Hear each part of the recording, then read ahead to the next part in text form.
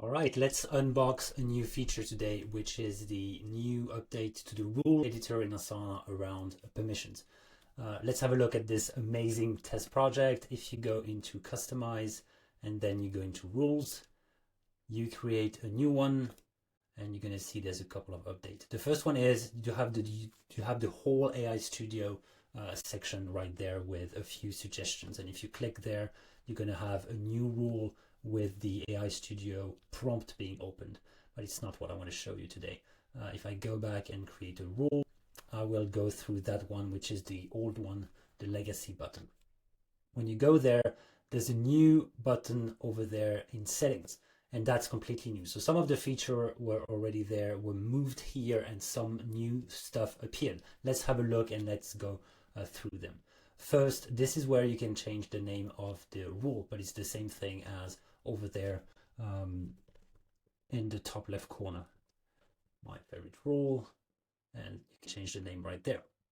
In terms of control, this is not new. This existed before. You can decide if the rule runs on subtasks. You cannot decide to make it only run on subtasks, but you can decide if it runs on tasks and subtasks or tasks only. This is where you can change that. And also you can decide if that rule can trigger other rules. I'm not really seeing a use case where you don't want that to happen, but you never know.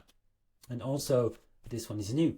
Who's the rule owner, as well as who can actually edit that specific rule. And in some cases, you do want to change that to the rule owner because you don't want anybody else to do any change to that specific rule. Otherwise, you can change this to members who can edit the project's workflow. And you might be wondering who that is. And the answer is actually over there in the new project permissions settings. Who can modify the workflow. And again, it's another layer of change. So potentially you can decide that only the project admins can change those settings.